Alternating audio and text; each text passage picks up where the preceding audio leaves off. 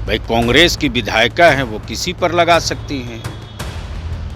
जिन दिनों हत्यारे घूम रहे थे उन दिनों कांग्रेस के लोग उन हत्यारों पर एफआईआर कराने की हिम्मत नहीं जुटा पा रहे थे और मेरे मुख्यमंत्री पर हत्या का मुकदमा करेंगे, खुल जाएगी कुंडली बहुत सारी। यूपी में चुनाव है लेकिन बिहार की सियासत गर्म है।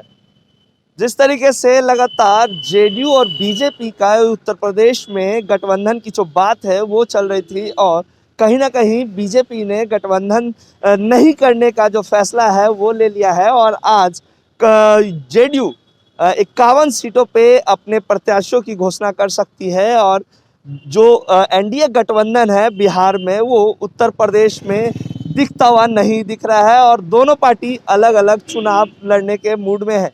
लगातार बयानबाजियों का जो दौर है वो जारी है। लगातार जेडीयू और बीजेपी आमने सामने है शराबबंदी कानून को लेकर और अब जिस तरीके से बिहार विधान परिषद की 24 सीटों पे एमएलसी के चुनाव होने को है उसको लेके जेडीयू और बीजेपी में जो आधे आधे की जो फॉर्मूले की बात हो रही थी वो अब उस पे जो सस्पेंस था वो खत्म हो गया और बीजेपी ने ये साफ शब्दों में कह दिया कि वो 13 सीटों पे अपने प्रत्याशी उतारेगी। अब देखने वाली बात है कि अब जो जेडीयू और बीजेपी के बीच जो खींचतान है वो कितना आगे बढ़ता है। इन सभी सवालों को लेकर जब आज हमने जेडीयू के एमएलसी गुलाम रसूल बलियावी से सवालात किए तो क्या कुछ कह रहे सुन लेते हैं। देखिए, जनता दल यू कोई पहली बार तो वहाँ यूपी में चुनाव नहीं लड़ेगा।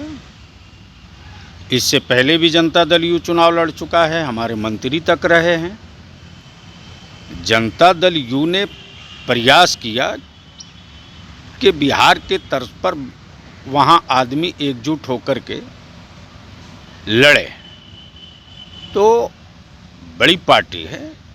अब उनके यहाँ क्या हुआ नहीं हुआ, लेकिन जनता दल यू के उत्तर प्रदेश की इकाई आज से नहीं, पिछले काफ़ी दिनों से हमारे सभी सम्मानित सदस्य और वहाँ के लीडर्स अपनी चुनावी तैयारी में लगे हुए थे। राष्ट्रीय अध्यक्ष ने हमारे अंत तक नहीं चाहा कि किसी तरह का कोई मामला या मैसेज ये जाए कि अलग है, बल्कि एनडीए को इंटैक्ट रखने की उत्तर प्रदेश में कोशिश हुई। अब मर्जी हर पार्टी के अपने अपनी एजेंडे और वो होता है, आइडियोलॉजी होती है। लेकिन जनता दल यू तो पहले से ही चुनाव लड़ने की अपनी तैयारी करके था। प्रयास किया होगा तो ठीक है, नहीं होगा तब भी चुनाव लड़ना है तो लड़ना है। यही मर्जी कहीं बिहार एमएलसी वाले में भी तो बीजेपी की नहीं चली। अब ऐसा है ना कि बिहार में एनडीए की गवर्नमेंट है और एनडीए के नेता माननीय श्री नीतीश कुमार जी हैं।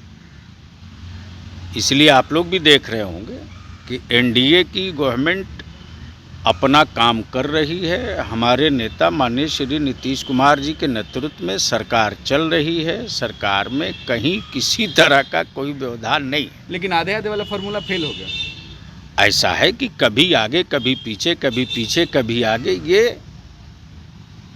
प्राकृतिक देन होती है, ये होता है और सुलह समझौतों में तो आगे पीछे होते ही रहता है।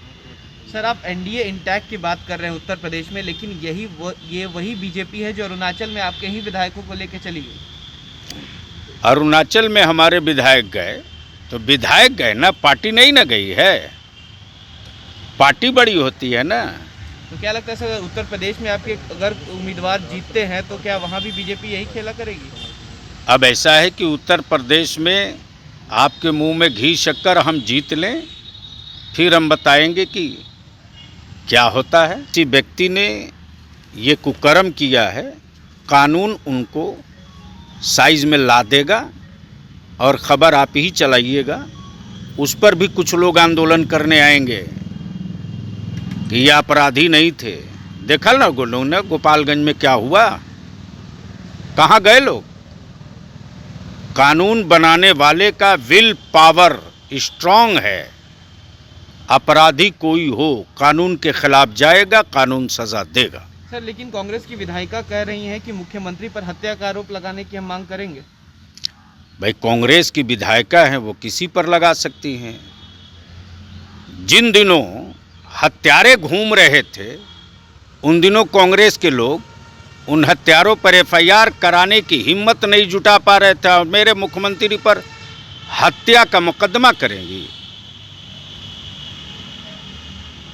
खुल जाएगी कुंडली बहुत सारी। तो जैसा कि आपने सुना, सीधे तौर पे गुलाम रसूल बलियाबी का कहना था कि गठबंधन में हैं हम और एनडीए के नेता बिहार के मुख्यमंत्री नीतीश कुमार हैं, और रही बात एमएलसी चुनाव को लेके, तो आगे पीछे चलते रहता है और हमारी पार्टी पूरी तरह से इंटैक्ट है, एनडीए गठबंधन इंटैक्ट है और नीतीश कुमार के नेतृत्व में बिहार सरकार चलेगी और आगे भी चलती हुई नजर आएगी। अब देखने वाली बात है कि क्या जिस तरीके से गुलाम रसूल बलियाबी का कहना है कि पूरी तरह से एनडीए इंटैक्ट है, तो क्या सही में एनडीए इंटैक्ट है कि नहीं, क्योंकि बिहार एमएलसी चुनाव में बीजेपी ने साफ शब्दों में कह दिया कि 13 सीटों पे वो अपने प्रत्याशी उतारने वाले हैं। इससे जुड़ी तमाम खबरें लाइव बिहार देते रहेगा। विकलित नहीं, नमस्कार। लाइव बिहार यूट्यूब पर सब्सक्राइब और फेसबुक पर लाइक जरूर करें।